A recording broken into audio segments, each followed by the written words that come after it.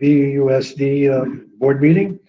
And I will have first on the agenda, any additions, deletions, with a motion to approve the agenda.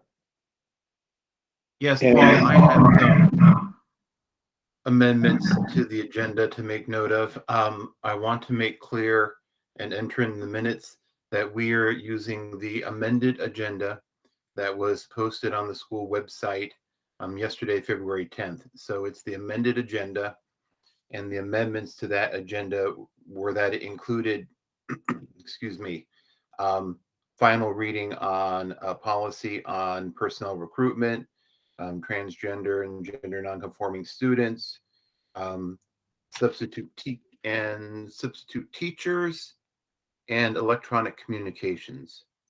Also, I have something to add to executive session. I have a personnel matter regarding supervision. And we'll take that as 10.2. That would be great. Any other additions, deletions to the agenda from the board members?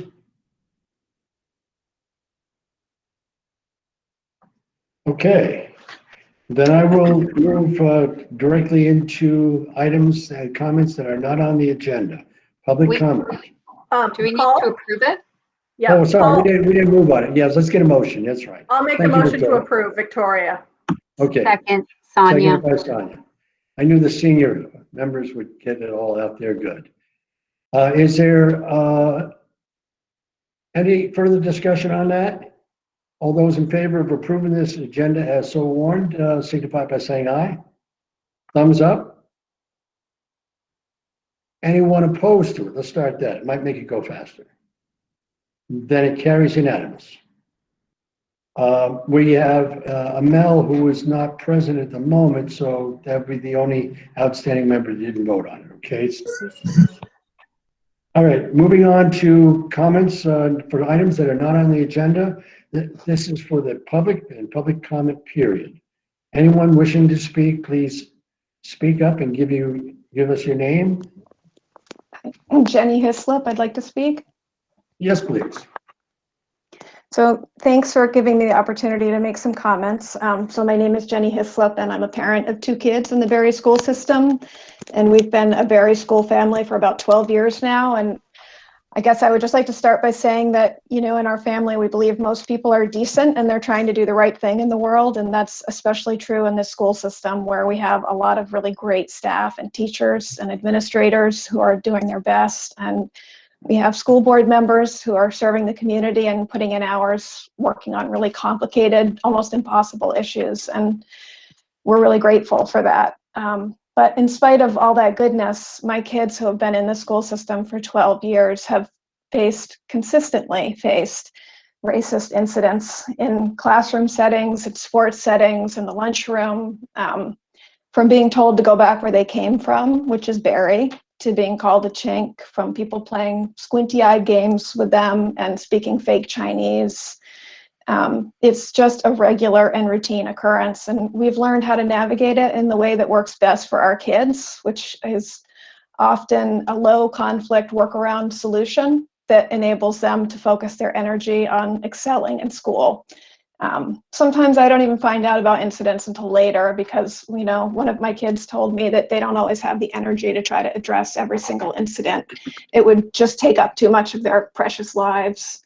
So I'm here because even though we strive to hold on to the belief that most people are good people who want the best for the people around them, our experience tells us that sometimes there are people who don't fit that profile in our midst. And in your midst, serving in a leadership position on our school board, is a board member who has recently posted racist memes on social media while also denying that systemic racism exists in Barre. And when I see some of those memes, which would result in discipline if they were shared by a student in our school system, I just wonder about what kind of message the school board is sending to the kids in our school system who they are called to protect, while one member of the board is causing them harm.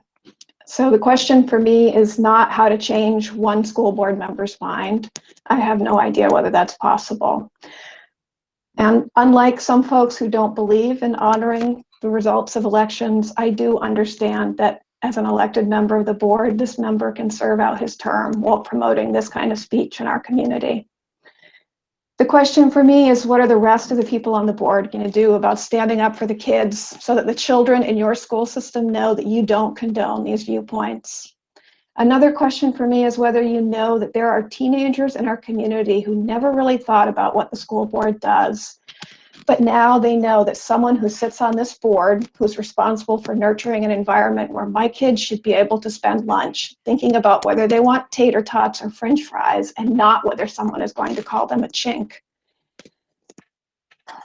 So, while in our house, we like to believe that most people are good in spite of the experiences we faced, because we know and love so many good people in Barre and in our school system, we also believe that we will all be judged by our words, the ones we say and the ones we neglect to say.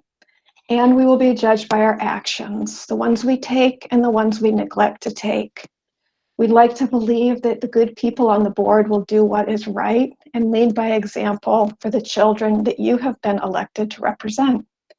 It may not be fair that the rest of you school board members are in this position, but it is no less fair than what my kids face. And you signed up for it. My kids didn't.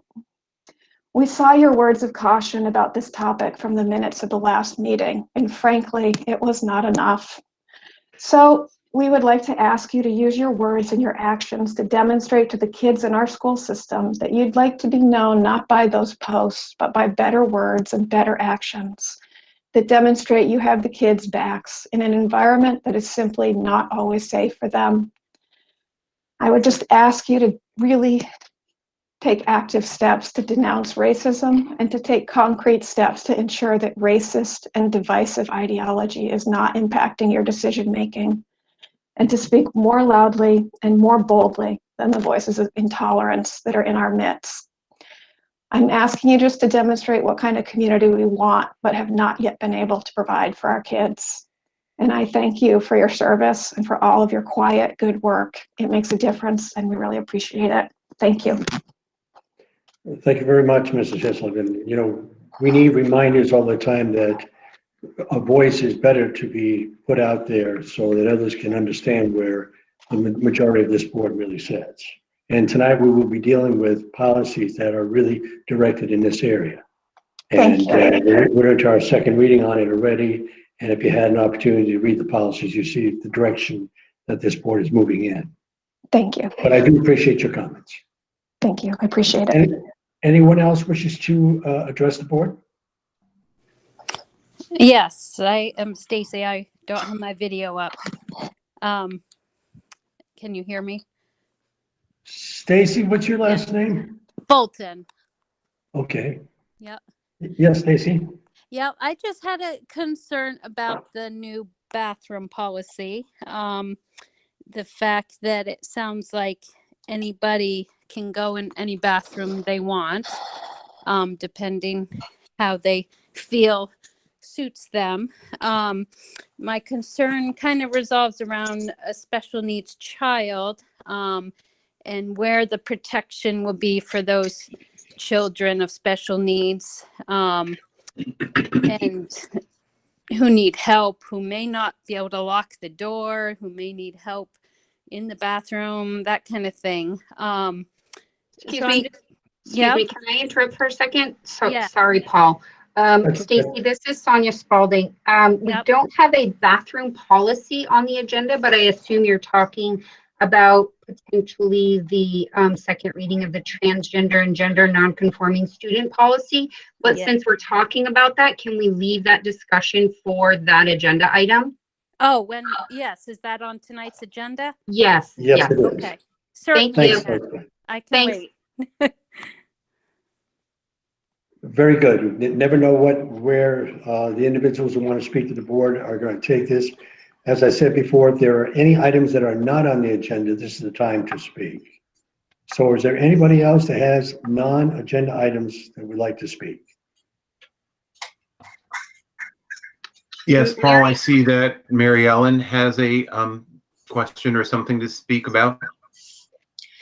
I just wanted to address the work that the Berry district is doing around equity.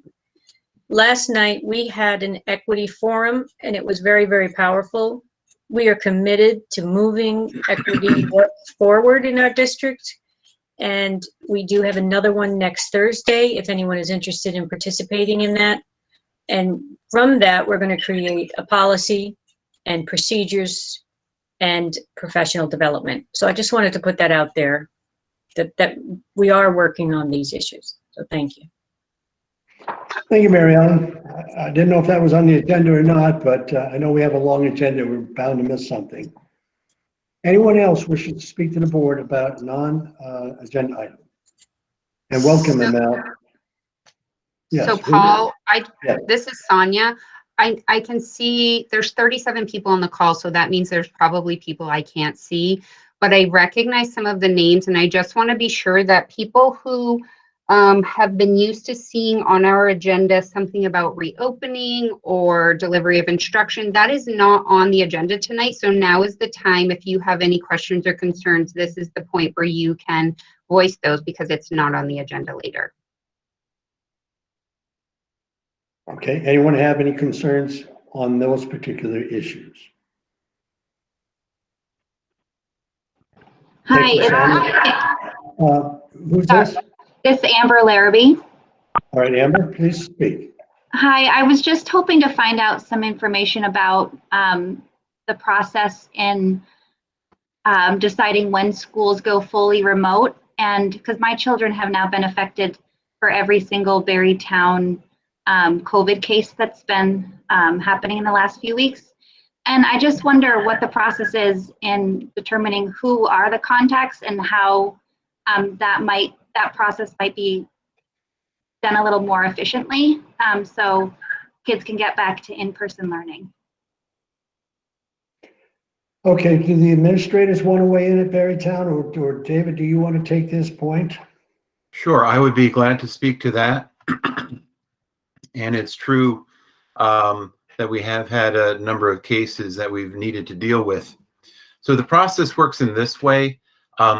At any of our schools, when we find out either from a parent letting us know that their child has tested positive, or an employee letting us know that they've tested positive, or in some cases, the Department of Health letting us know that a member in the community has tested positive, we convene a team, including the administrators from that school, our COVID coordinator, myself, our communications director, where we then immediately reach out to the Department of Health. Depending on when this occurs, if it occurs on the weekend, we might have to wait for a response from the Vermont Department of Health. It might take a little bit longer. In recent cases, we've been able to quickly connect with the regional agent for the Vermont Department of Health.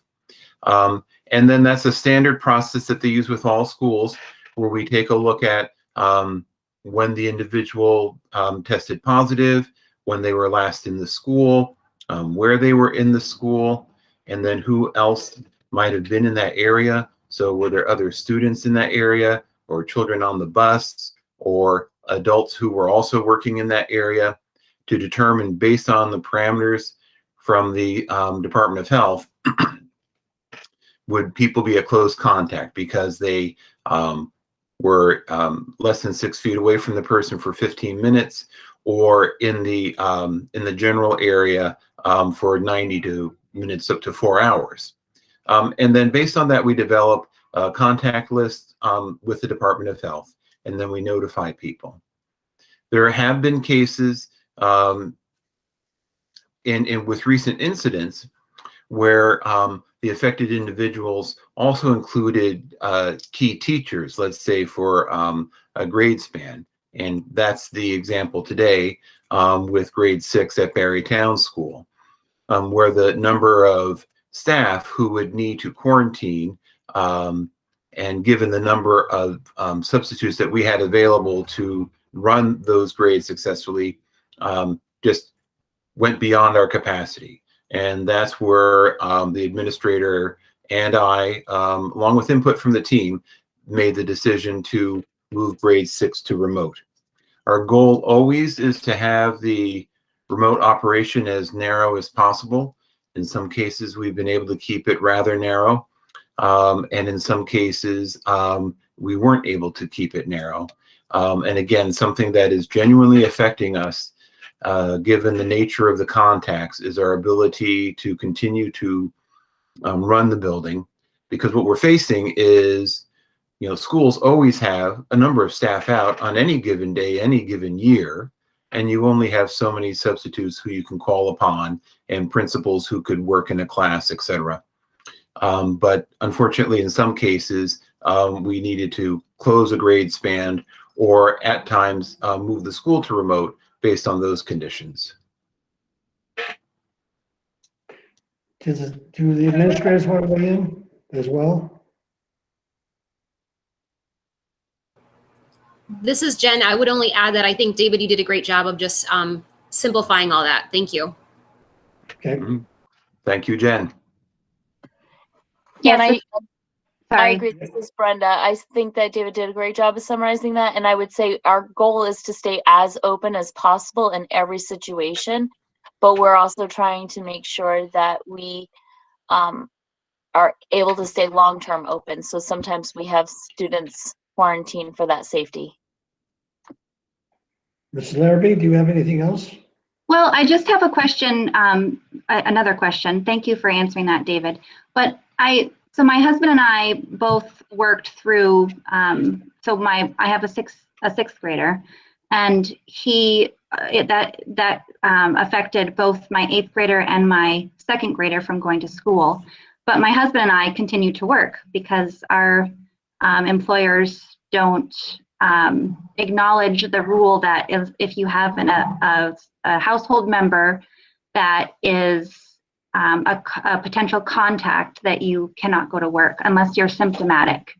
And I work for our local hospital, and my husband works for the city of Montpelier. And so I just wonder about that policy and where, who's driving that decision to have all children in the household stay home as well. Thank you for that extra question. And what Mrs. Larrabee is talking about is a procedure that the Barre Supervisory Union and a number of other schools in the Winooski Valley Superintendent Group, Williamstown, Montpelier, the Harwood District, etc., who are taking the extra step of requiring that siblings of a close contact, so siblings of someone who needs to quarantine, would also be required not to attend school. And we also extend that procedure to adults as well who work in our system. And along with all of our policies around this, where the district has leeway, these are things that we can review their effectiveness. But at this point, we're following suit along with the other districts who felt that this was necessary. Does that help answer your question? Well, yeah, I would love for that conversation to continue to happen. As a few weeks ago, David, you had a really helpful presentation by one of the physicians that works for the state that commented on how safe our schools are and how the transmission of COVID is really unlikely in schools. And I think about working in a hospital, and I think about my husband and his work and how at risk we are, but our employers continue to allow us to go to work. And my kids are struggling not being in person. And I feel like this policy that you have in place is a little over the top. So I'd like you to reconsider that. I appreciate the feedback, and also would add that we've had similar feedback from others, and it is something that we will review. Thank you very much. Oh, you're welcome. Any other questions to be placed before the board? Yes. Paul, I see a question from Diane Solomon. Diane, please speak. Hi, thank you. I understand that reopening is not on the agenda tonight, but I also have received emails that you, the team is working on that plan. When will that be shared with the community? Okay, there are a number of things that we are working on, and the one plan that we are working on right now is Barrier 35, Growing Learners Closing Gaps, otherwise known as our recovery plan. And our reopening efforts are going to depend on a change in guidance and restrictions from the state of Vermont.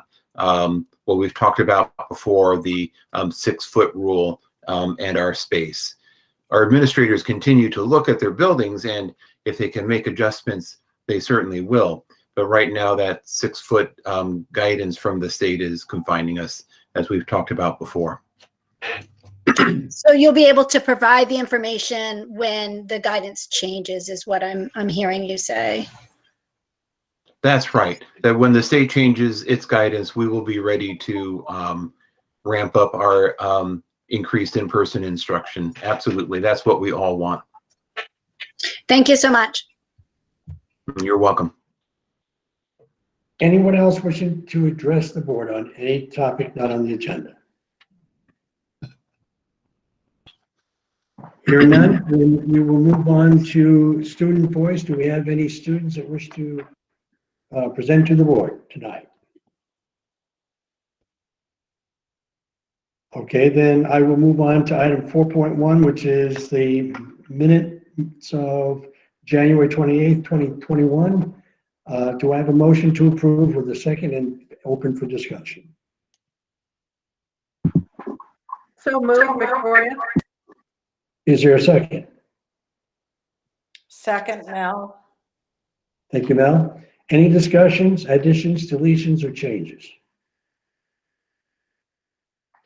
Hearing none, all those not in favor of approving the minutes, please speak up.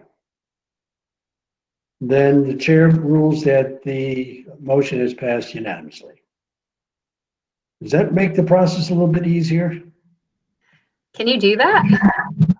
I think I just did, but I don't know if that is in the era of video land and COVID. If nobody is objecting to the minutes and no one's saying that they disagree with approving the minutes, then I don't know why I can't. I like it, Paul. Fair enough. Okay, thank you. I didn't want to add the explanation because I knew it would take as much time. Okay, anyways, we'll move on. We have the report that was in our packet dealing with the superintendent and the central office. Do we have any questions pertinent to those reports from members of the board particularly? Hearing none, then I will move on to 5.2, which is the building reports. The first one is Spalding High School.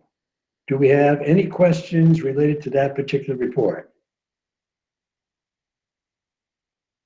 And Brenda, do you have anything you wish to add to that report since you wrote it? I actually do have an announcement, and it directly impacts somebody in our audience today. And I want to recognize David Poulin for being a finalist of the 2021 competition for National Merit Scholarship Awards. It's a very small percentage of students across the country that make it into that. And in my tenure at Spalding, we've had only a handful of students be able to make that level of achievement. So congratulations to David and his mom, who I'm sure is very proud in the audience. And I think it's a very high honor and well-deserved. Andrea Poulin, would you make sure that's in the minutes, please? Oh, I will. And I can tell you David Poulin was standing behind me, grinning ear to ear. Thank you, Brenda. Thank you. Moving on to the CVCC report. Does anybody have any questions pertinent to that report? And Penny, do you wish to add anything to your report? I do, Paul. I just received notice from the 12th annual Vermont Student Entrepreneurship Contest. We had 4 students who placed in a contest that was sponsored this week for digital media arts. And Finn Cook in digital media arts took first place for the bumper sticker design. And second place video production went to Lulu Jennings, Jackson Lever, and Tika Marie Phillips. So that was just given to us today, and there were cash prizes and certificates coming to students soon. Thank you, Penny. Penny, could you just shoot me an email with their name so I have the proper spelling for the minutes? Yes, I will. Thank you. Moving on to Berry City Elementary School report. Everybody had an opportunity to read that. Are there any questions pertinent to that report? Yes, Guy. Guy, you're on mute. Sorry about that. I have a question about both reports. So this may be just a misprint, but one report says Berry Town's 5 days a week, and the other one says Berry City's 4.5 days a week. Is that just an interpretation, or I guess I need clarification on that. I will let Chris be the first one on that since we're at the city. Yeah, the 4.5 days refers to the half days on Wednesdays for K-8. Okay, very good. So Chris, Hayden, do you have anything you wish to add to your reports? Paul, I don't have anything to add. I don't know, Hayden, if you do? No, I don't. Okay. Then we will move on to the Berrytown Middle and Elementary School report. Everybody had an opportunity to read it. Are there any questions pertinent to that particular report? If none, I would ask the administrators if they would like to add anything to their reports. This is Jen. I have nothing to add. And this is Erica. Unfortunately, I don't either, Paul. Okay. Wow. Then we're ready to move on to the committee reports. The Communications Committee met on February 4th. Do we have anything that the chair would like to express in that? Well, our main concern was we reviewed the budget book that will be distributed to the community, and we just went over the presentation. We talked about the distribution. We talked about the timeline.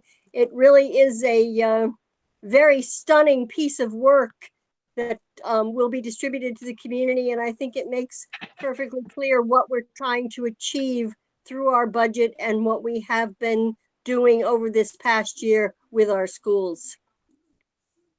Thank you, Alice. It's really Any questions? very well done. Any questions?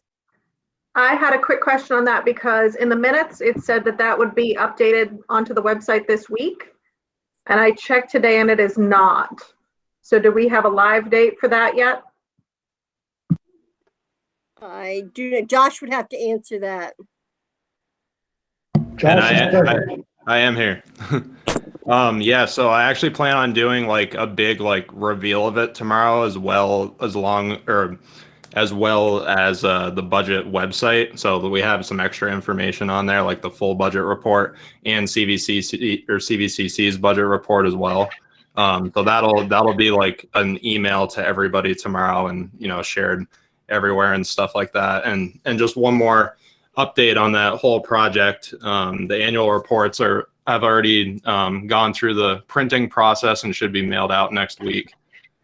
So hopefully, like end of next week or early the week after, we should start seeing them in mailboxes. So that'll be good. Thank you. Any questions for the chair? Then we will move on. Finance is having their meeting on the 16th. Anything exciting we should be looking at for that 16th minute?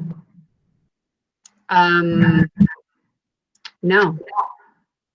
Okay. Answers are nice and short tonight.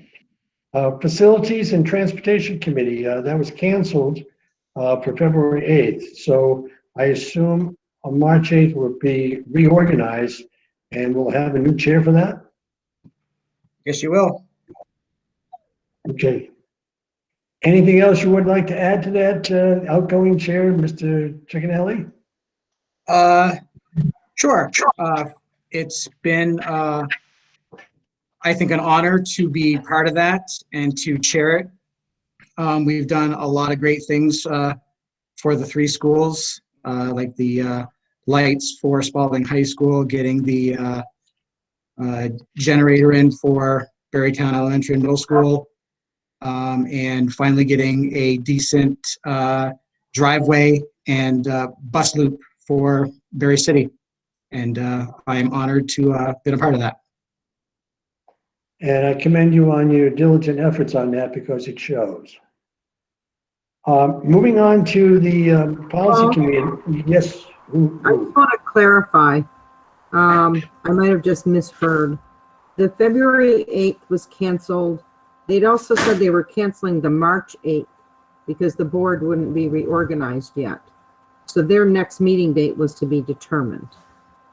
Okay, I'm sorry about the March 8th. You are correct. So I think they'll be reorganizing either later in March or in April.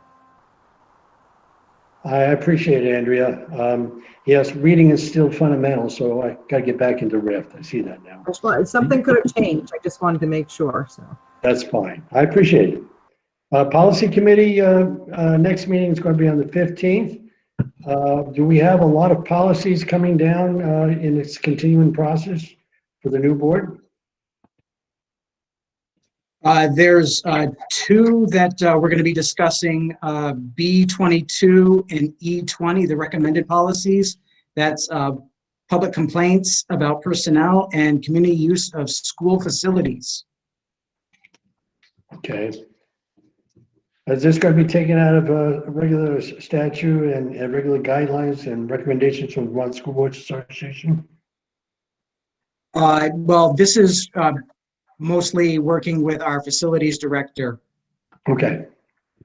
I didn't know if there were any special guidelines on that. Any questions for Giuliano? And then the next thing we have a to be determined, and that'll probably happen under the new administration, but that'll be the negotiations committee meeting, which will be determined somewhat after the town meeting and so forth, I would imagine. Anything for the Regional Advisory Board, which met on February 8th? I don't believe so. I think in the addendum, you received the draft minutes from that evening. And I have nothing else to add for that. Okay, any questions pertinent to that? Yes, Alice. I would just like to add that we had at that meeting a really extensive and enlightening presentation on the medical health fields. And it certainly would behoove anyone who either they or their child is interested in that field, that they certainly should look into it at the Career Center, because it sounds like a very exciting program. And the young lady who is the teacher, Penny, you're going to have to refresh. Joanne, is it? Genevieve Jocelyn, she's a doctor of herbal medicine.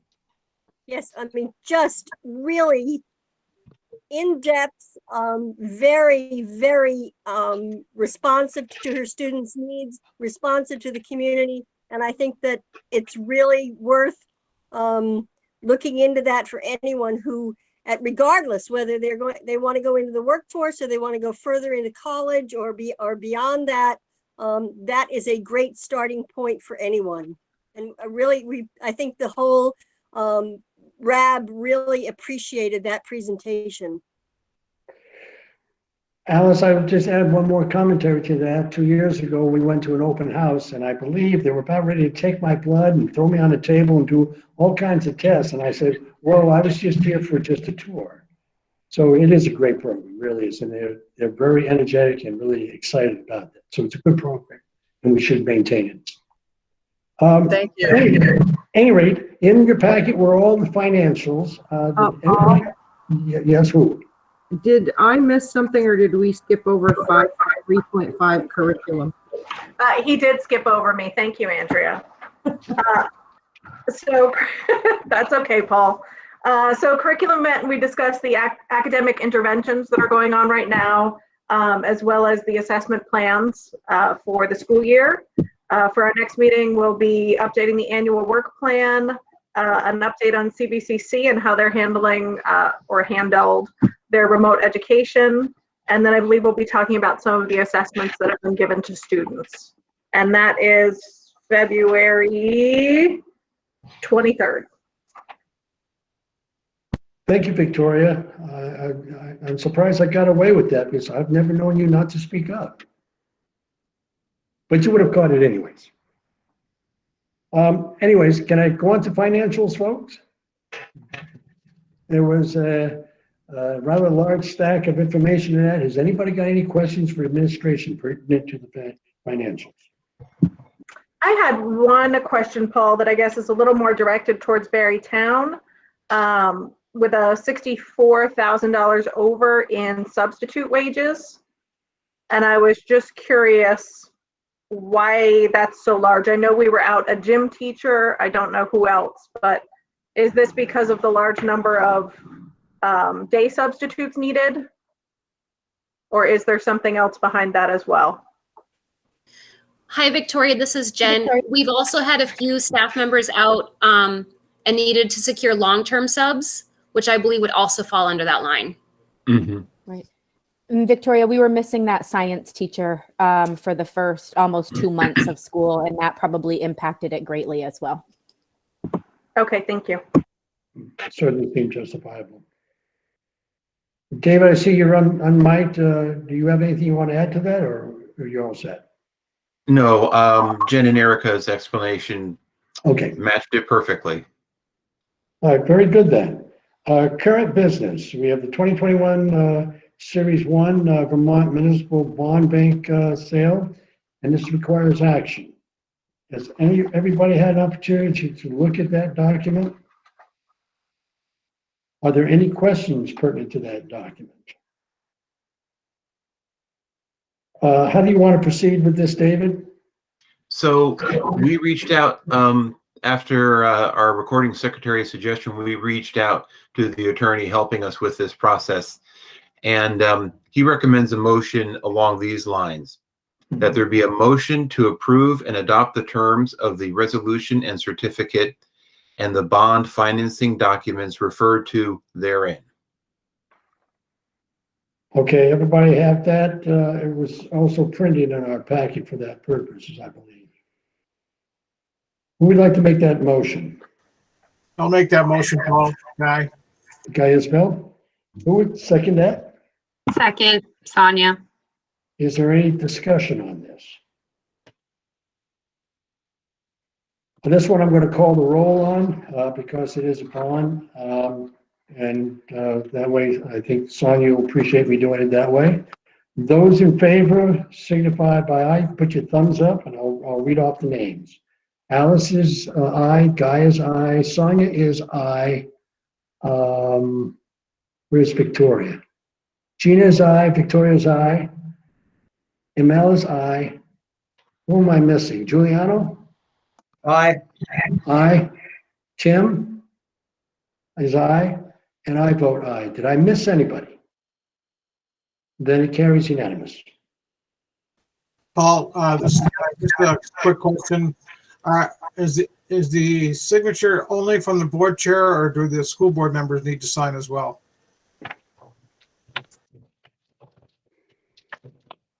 Let's check. I think there's some spots where the majority is supposed to sign. So I'm guessing Tina will tell us we have to stop down. That's my guess. In loans and stuff, we've usually had the full board being asked to come in and sign it. You're correct. And it doesn't hurt. Is that okay, David? Yes, indeed. Okay. Then we'll move on to the CVCC Governance Study Committee and appoint a board member. And this is an actual item. And there are two members of the board that are involved with this, Alice and Guy. I know the Guy has served the longest on RAB.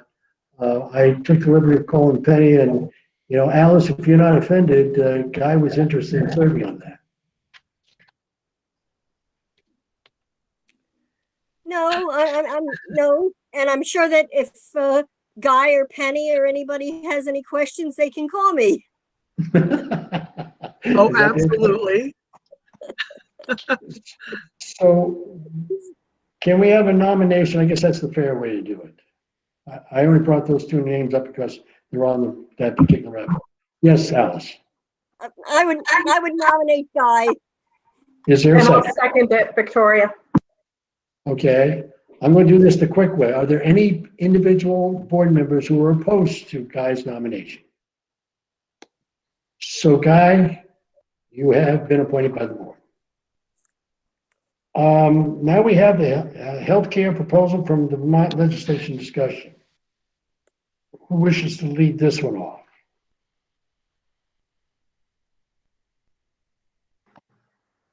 I can if you'd like.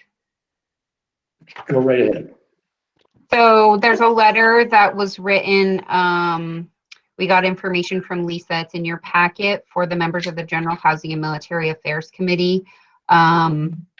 We were asked to provide information about the impact that the statewide healthcare bargaining has had on our budget. And as you can see in the letter, we have, I'm going to read these so that they can be in the people who don't have the packet in front of them. For FY22, we have dedicated $6,759,412 to healthcare expenses in our budget. This includes the district's contribution to monthly premiums, health reimbursement accounts, and health savings accounts, and represents 13.3% of our budget. That percentage in FY21 is currently 11.7%, and FY20 was 9.4%. Healthcare costs for us are up 18.8% for FY22, while the budget we developed is up only 4.15%. The community of healthcare, the cost of healthcare as a percentage of the average cost of compensation salary of our teachers is 19.6%. And for our support staff, the average cost of healthcare as a percentage of the average cost of compensation is 22.3%. And the reason we were asked to provide this information is because the legislature the House is looking at two different bills to tweak the statewide healthcare bargaining agreement. And so we wanted to make sure that the committee that was discussing it understood that there really needs to be stronger guidelines in place to make sure that we are being proactive and providing that we're able to sustain the amount that we spend on healthcare and benefits for our staff as we move forward. I'm not, it's my impression, I think, that this particular committee, I think, supported the other bill, which does not necessarily have those guidelines in place. So I would encourage you, if you have any desire whatsoever, to the VSBA is really good about keeping us all apprised of what's happening, and to reach out to your representatives when this comes around again, if it goes to another committee, if it goes to the Senate, if it goes to the to be voted on in the full House, the full Senate, and that sort of thing. So I thought it was interesting, and I'm glad that we included it just so that we can all be aware of how much healthcare is impacting our budget. And I might remind everybody on the board and also viewing public that last year we got hit pretty hard because of the statewide contract really did not favor the Barre area. We took an excessively large bump in our costs. So even though we have been negotiating fairly and fully for all these years, it really was undone last year by, I believe it was Act 15, if I'm not mistaken.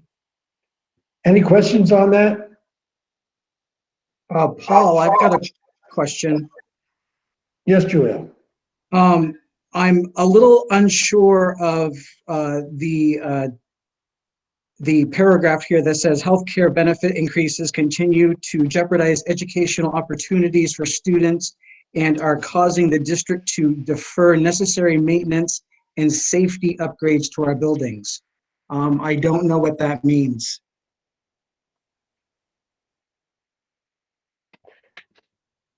So Juliana, that's just a generalized statement that when we look at our overall budget and we look at the amount that we're spending on healthcare, it impacts all areas of the budget, and that does include, limits our ability to expand programs.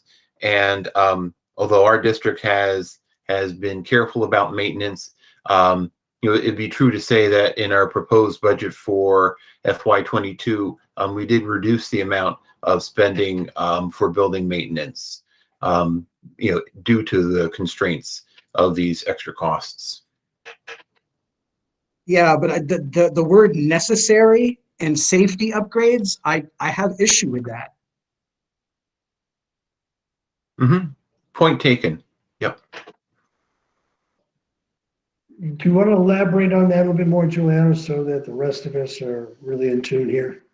Well, I mean, their necessary maintenance would be like our roof is leaking and we're putting that off. We're not putting that off. We actually have scheduled in the summer, Berry City and Berry Town have 2 sections of roof being replaced. And for safety upgrades, we're actually a model in the state for being safety conscious. A few years ago, we were getting grants from the state, and we were actually worried that we might not receive grants because we've done such a job in creating safe buildings for our students. If I could add to that, and maybe put it into a different kind of context, saying this really was being focused on what impacts would happen in future should these costs go up even more. It would cause us to curtail a lot of the things that we have in a 5-year plan or a 10-year plan. Yeah, but Paul, it doesn't say that. It says I know, you're right. that they're causing the district to defer. It's an action that's already in progress. Point taken. Any other comments? Okay, then we will move on to administrative job descriptions. This is 6.4.1, and this is superintendent of schools.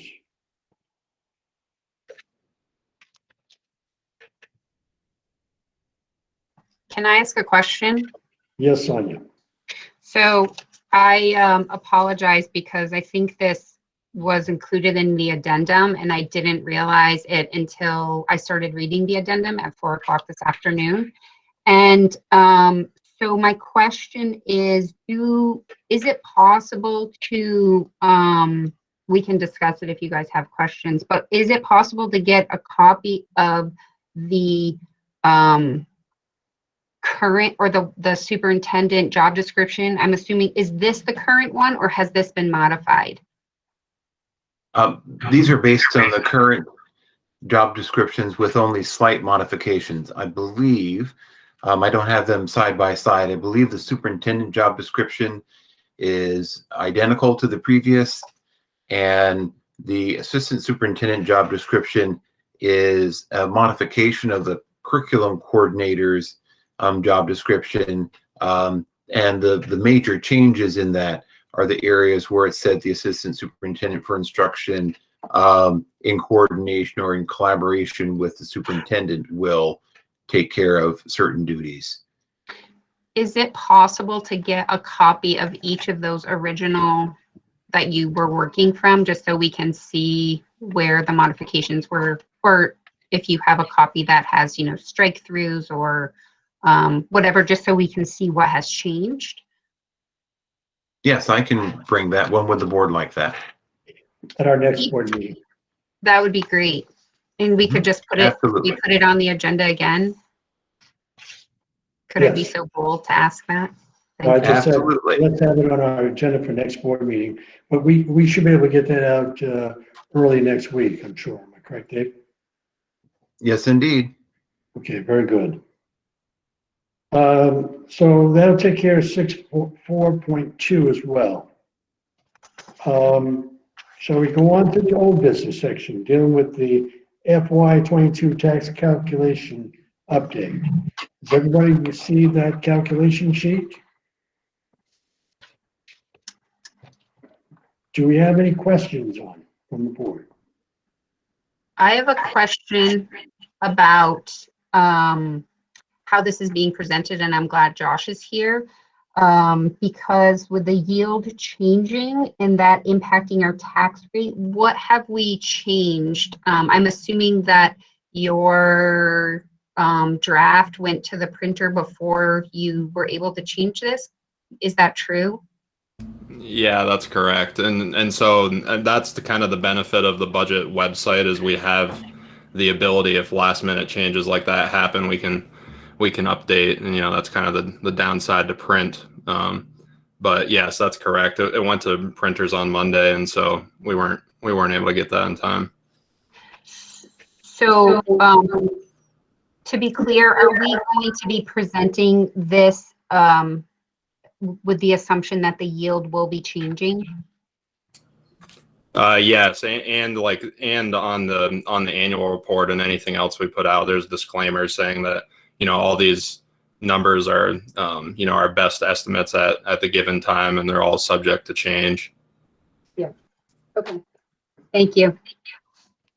And just for the clarity of transparency here, the CLA, as we look at it, particularly in Barrytown, this is all really dependent on that April 1st logging of the grand list.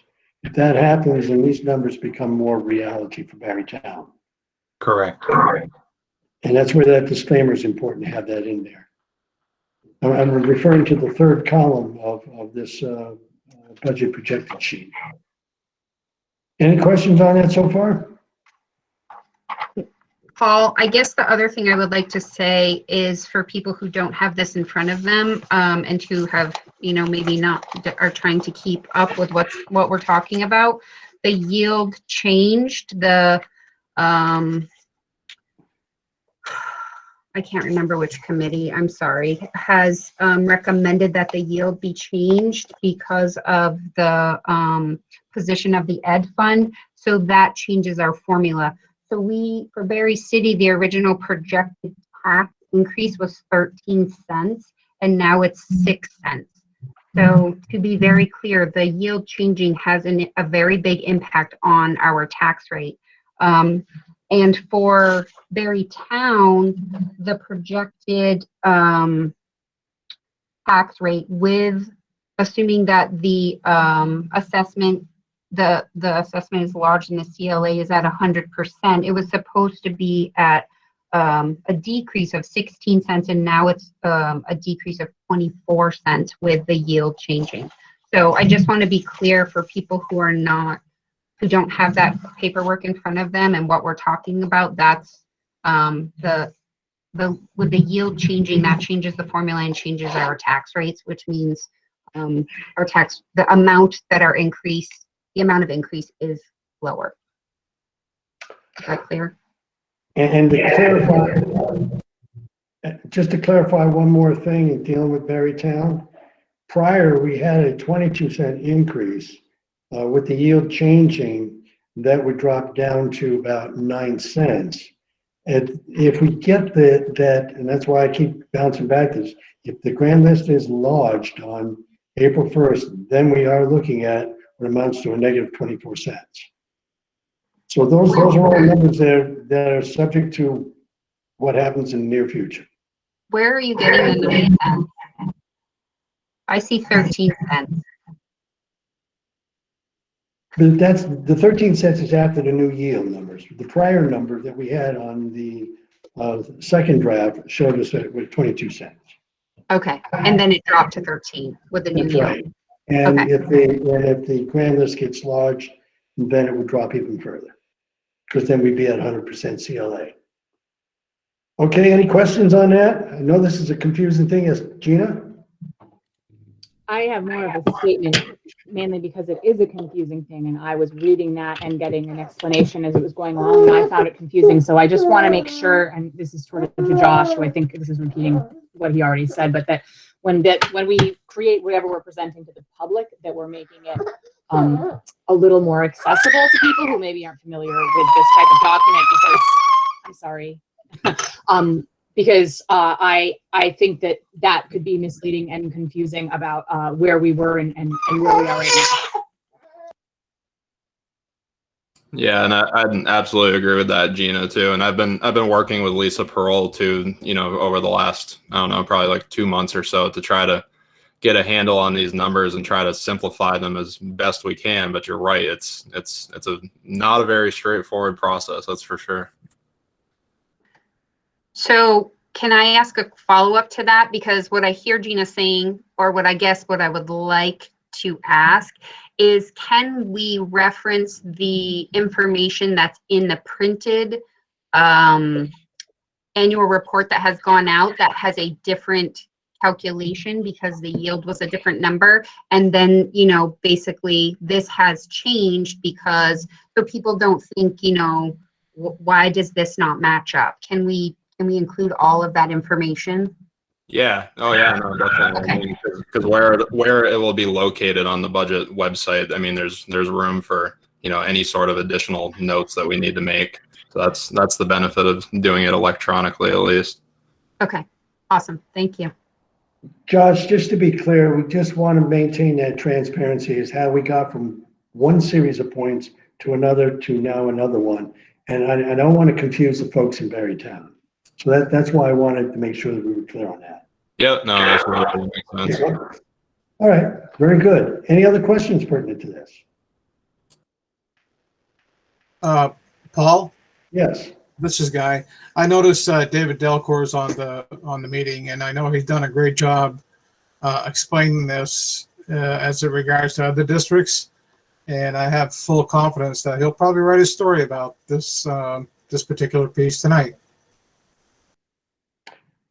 Thanks, Guy. I thought I'd read something in the editorial section that you were writing, but then I realized you were on the school board, not on the paper.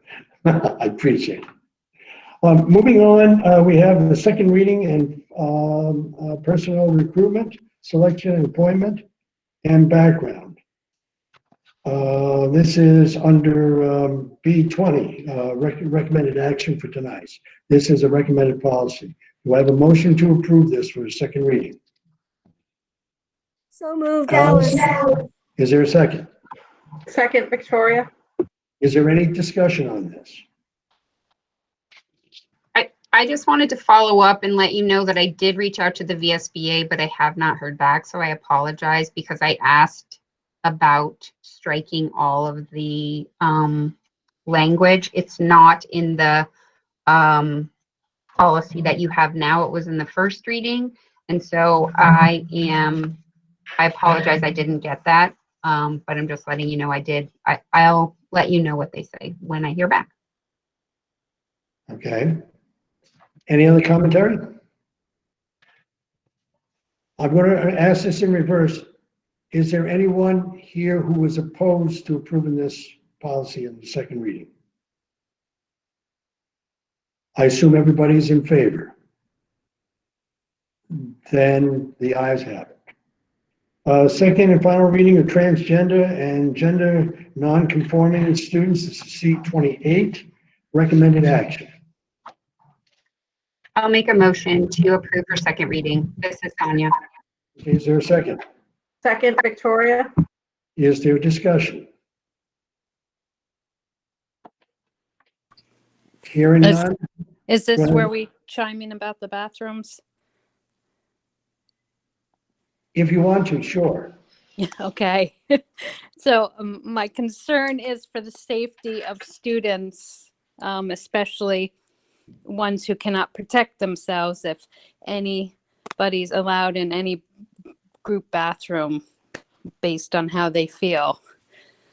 How are you protecting students, especially disabled ones, or any other student who feels like they don't want a member or somebody with the opposite body parts as them in the bathroom. I will let either the, and I'm assuming this is in Berry City, you're concerned particularly? Or any, yeah, in particular, but any school. Well, the reason why I asked that question was to either allow the superintendent to direct it as an answer for that question pertinent to the entire BUUSD, and also to have the administrators at either Berry City or Berrytown weigh in on that. David, you want to go first? In my particular case, Berry City. Okay, so I'll start with David on the general BUUSD. Thank you, Paul.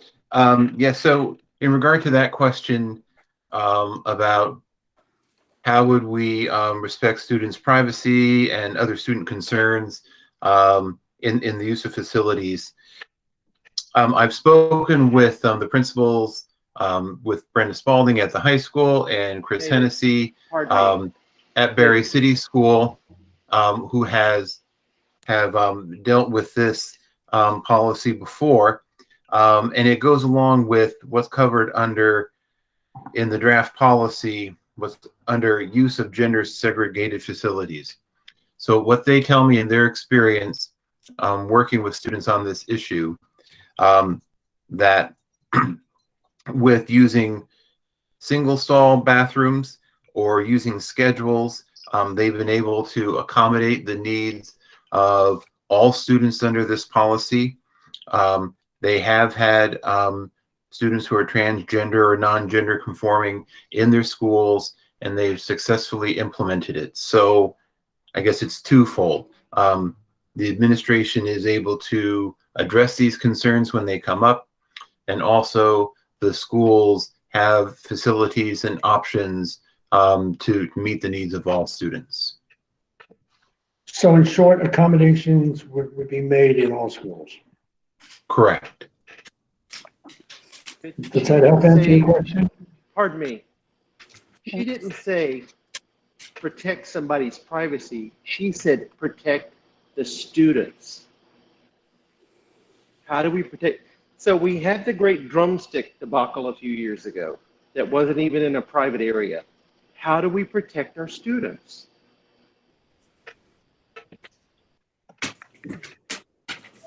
So my answer to that concern, and the question of how we would protect students, right, student safety, would really be the same approach to all areas, whether it's students using restrooms, facilities, locker rooms, hallways, classrooms, that not only does this particular proposed policy speak to privacy and gender issues, but other discipline policies and our policy preventing harassment of students speaks to student safety in the other areas of this school. So, to sum it up, it would be the same expectation of safety, whether it's a restroom, locker room, classroom, or a hallway.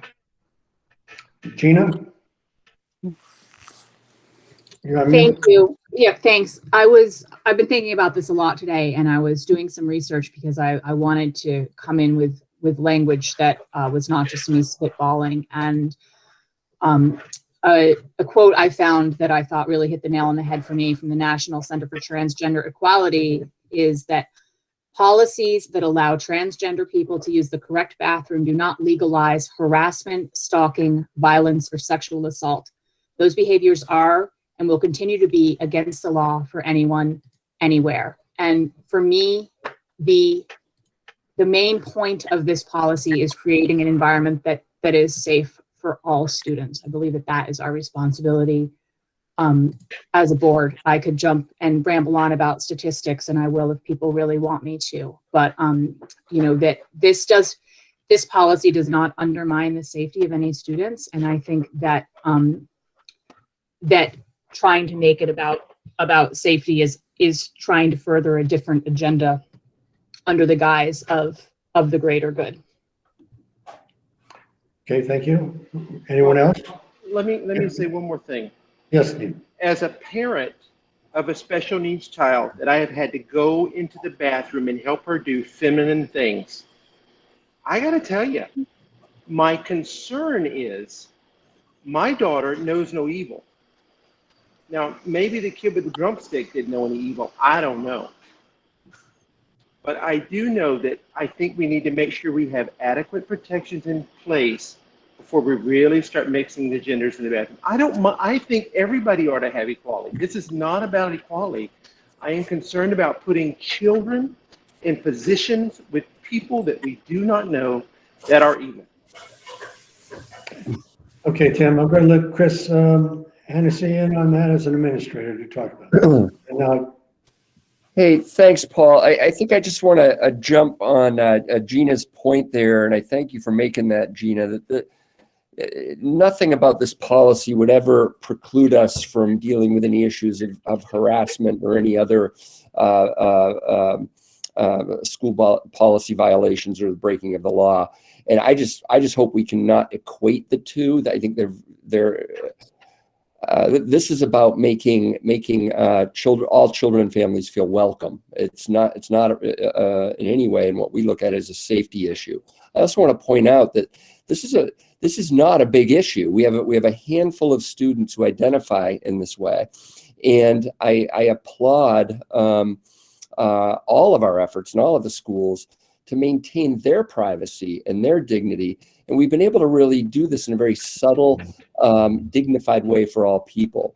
So it's something I'm really proud of. I remember that about my days in Spalding High School from years back when this was still a very new issue, where we were able to address this in a way that, again, respected the dignity and privacy of all.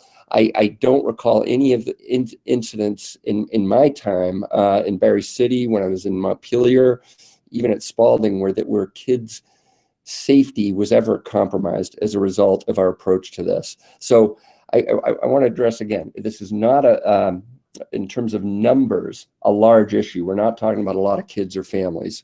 And I just hope we can separate this policy from anything about safety. It's about making kids and families feel welcome. Christine, I think you had your hand up. Yes, thank you. Chris, thanks for those comments. I really agree with what you just said. And also I want to make sure that we are not making some assumption that transgender kids or folks are predatory and are somehow waiting to have access to a bathroom to assault folks.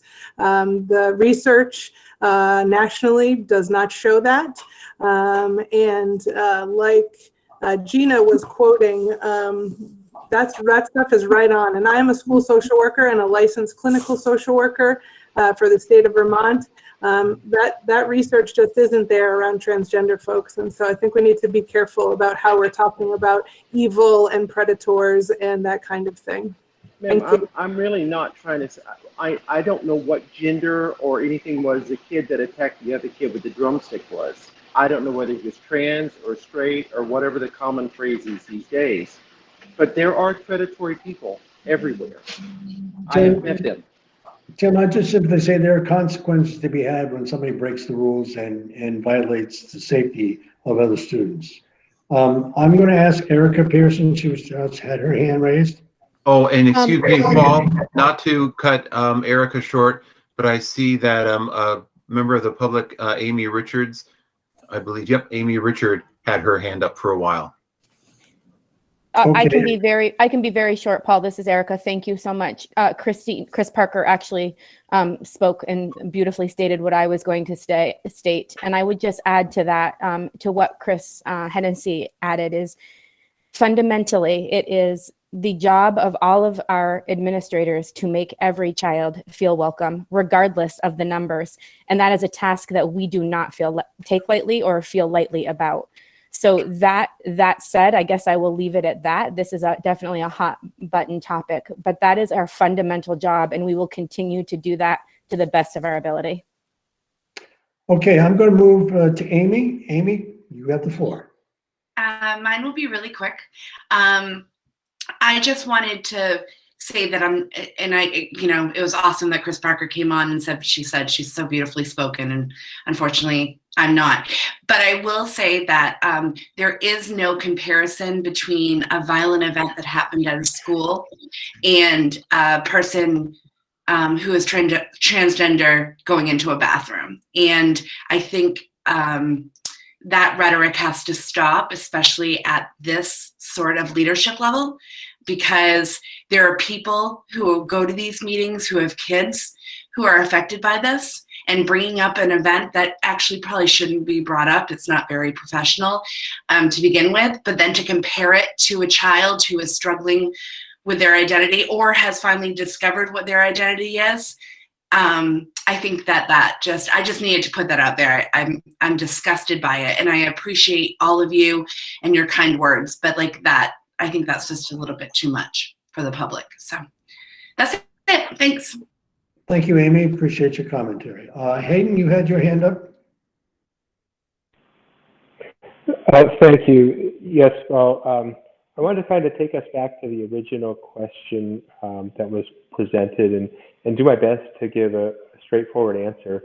For a student with a disability, or for a specific need in the bathroom, or in our case at Berry City and Berry Town, we have kindergarten students and preschool students in the same building as 13 and 14-year-olds. So there's a lot of precautions we do take for all of these measures. So kindergarten, first grade, and preschool all have bathrooms in their classrooms, individual bathrooms, just one person in at a time, and the teachers monitor it. And then for all students, and it's all depending on the specific disability of the student and their specific IEP, but for a student with a disability, they might have a bathroom plan or a support plan, which their paraeducator or special educator would support them when they're using the restroom. We also have cameras. We can't have them inside the restrooms, obviously, but in the hallways, outside the restrooms, and then sign out sheets from each classroom so we can monitor who's using the restroom when. Thank you. Thank you, Hayden. I appreciate it. Is anybody else wish to weigh on this before we have the question called? Can I say something? No, absolutely. Yes, you can. I don't want to say anything in particular about the question. I just wanted to say I appreciate that people are weighing in and that people have questions and that we're able to have this kind of conversation. And I appreciate that parents have come and that administrators are giving their opinion and that Gina did her homework. And so I just appreciate that. I think, as Chris stated, this is a policy that will help us to continue to show that we're welcoming all students. And so I just thank everyone for their work on that. Thank you, Sonia. Andrea, for the record, the motion was made by whom and seconded by whom, just to bring us back? Motion by Sonia, seconded by Victoria. That's what I thought. Since discussion has ended, I will call the question. Anyone, I think I'm just going to go right down the roster. Gina? Is aye. Tim? Tim? Emil? Aye. Giuliano? Aye. Alice?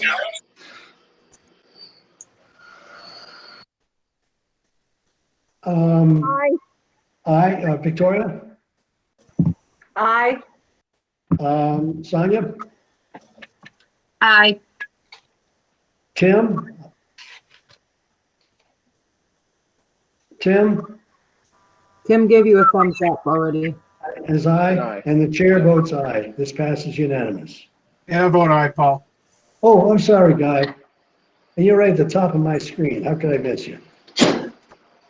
Okay, apologize about that. Moving on, we have the second and final reading for substitute teachers, B1. This is required and actions necessary. Can I have a motion to approve that? So moved, Victoria. Is there a second? No. I'll give this one a mouth. Is there any discussion on this? Yes, Paul. And I see Carol Merrill is on the call, so she can correct me if need be. In the third paragraph on unlicensed persons, we have a correction. As written in your packet, it says an unlicensed person may be employed as a substitute teacher for up to 30 consecutive calendar days in the same assignment. And Carol, correct me if I'm wrong, you informed me that it's 30 consecutive student days. That is right. Does the original motioner and second have any problem with making that correction? No, okay. Then we'll enter that in as part of the corrected record.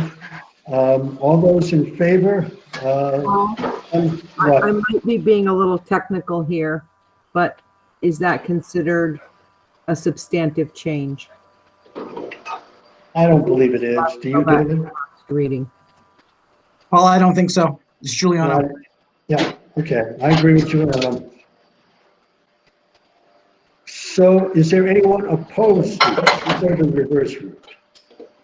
Then I will make the announcement that we're all in favor of this motion. And it passes. Goes pretty good when you do it this way, doesn't it? We are now down to the second and final reading on electronic communication, use and retention. This is F22 and it's recommended and it requires our action. Is there a motion for this? So moved. Anya. Second, Victoria. Second by Victoria. Is there any discussion on this? Then those not in favor of this, please acknowledge that. Then I will assume that everybody's in favor of this and it passes unanimous. Vision, mission, and strategic goals is next. Sonia, do you have an update on this? Sure. So the design team has finished the first round of forums and we met Tuesday night, I think. And we're starting the second round of forums. There's also a survey that has gone out. The survey is for anybody and everybody, parents, school board members, staff, students, anybody can take the survey, community members. So if you haven't had a chance to take it, please do take it. If you know someone who maybe needs a little help with an online survey, maybe you could help them, walk them through it.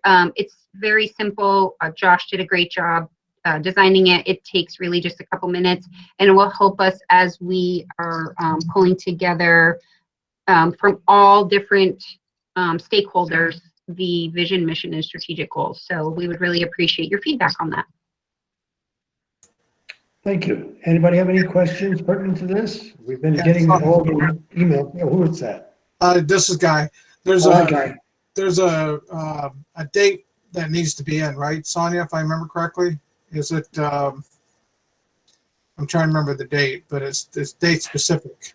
I think there is a date.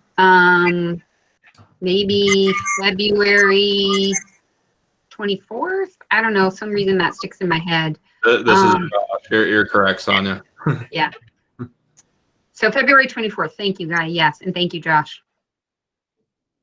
Okay.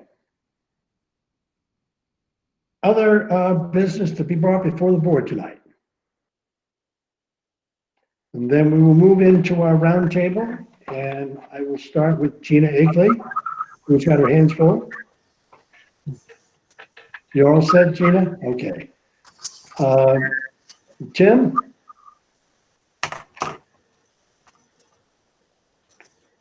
Email? I don't have anything for this. Oh, thank you, Tim. Email? Trying to negotiate this. I don't have anything to say. I appreciate it. Alice? I'm fine tonight. Thank you. Guy, I won't pass by. I'm kind of going in alphabetical order now. Okay.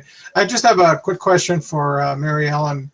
I sent an email about participation in the first racial equity meeting, but I didn't get a follow-up. So I'm wondering if there's a disconnect or I did something wrong. I'm just trying to figure out what the process is.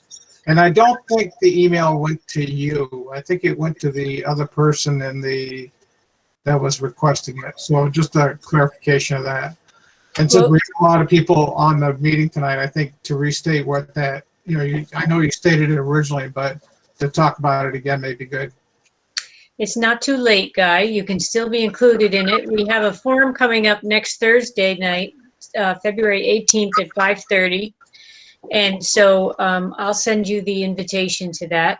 And what we're doing is we're having community forums to have discussions. That is going to lead us to the creation of a draft racial equity policy that we will present to the policy committee. So that's the process that we're working on right now. And that will be followed by procedures, which will be followed by professional development for faculty and staff. So that's what we have coming up. What is the, Mary Ellen, just to follow up on that, what is the timeline for getting that to the policy committee for that work? So our next meeting is February 18th, and then we're allowing the two consultants that we have a couple of weeks to put it together with the draft and the feedback from both of the groups. We had a meeting last night. So we're anticipating by the end of April, depending on when the next policy meeting happens, the policy committee meeting happens, but that's what we're anticipating. So after the reorganization, okay. Yes, yes. Okay, thank you. Yes, Emil. Will you include me on that invitation also, Mary Ellen? I don't Yes. guarantee that I'll be there, but I'm interested. Yes, I will. Thank you. Okay, Victoria. The only other thing I would add, Okay, Paul, I'm sorry Jenny has had to deal with some of the issues that our kids have had to deal with, and I hope that our policies are working on that and that those issues have been reported. So I just wanted to restate that. Thank you, Guy. It's a good point to bring up. Victoria. I have nothing, thank you. Really? Okay. Sonia. Oh, I have a couple of things. I'll take Victoria's time.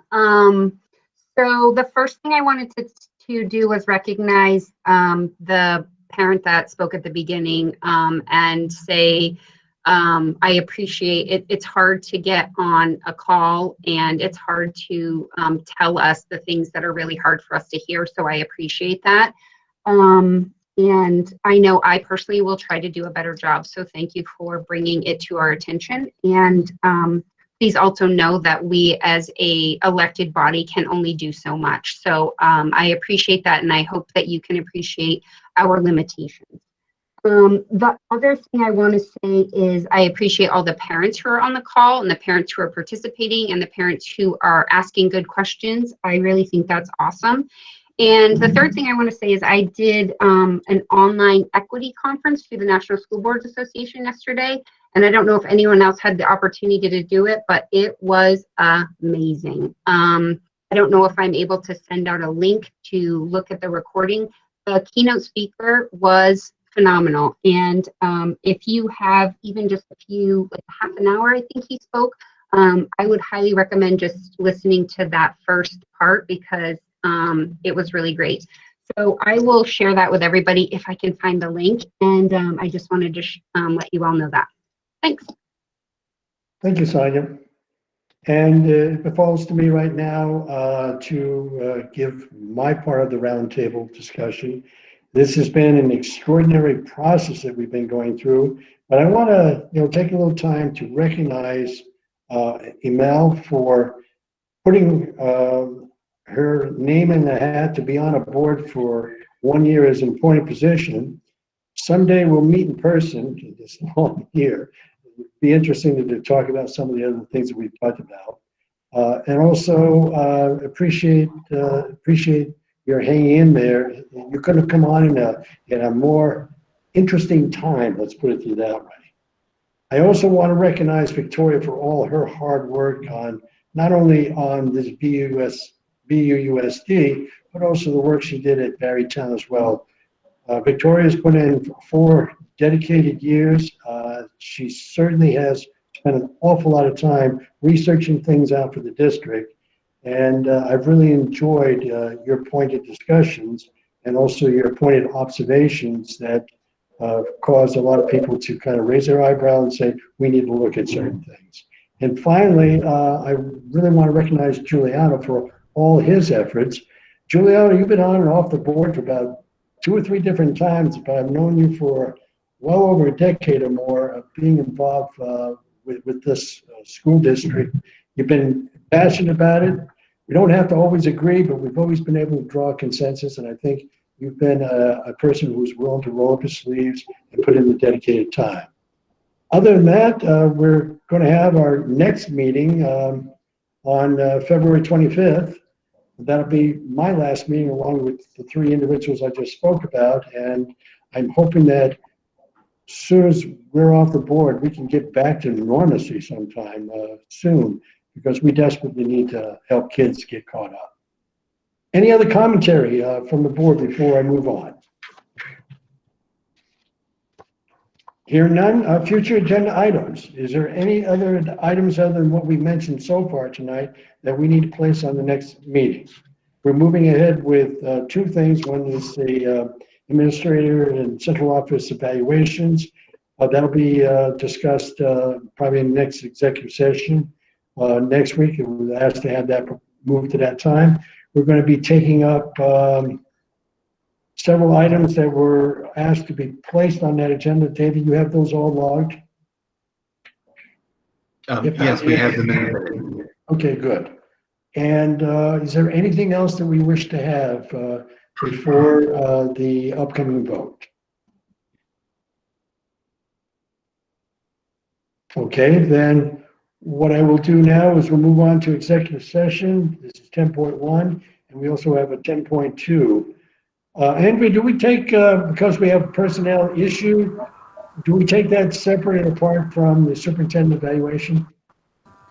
No, we don't need the first motion. We just need to distinguish what individuals will be in each portion. If there are going to be different people in attendance under 10.1 and 10.2, or if it's all the same folks. David, will it be the same person, yourself? That's right, the board and myself. Okay. So the motion from some member of the board to move into executive session. I will make the motion, Victoria. I'll second it, Mel.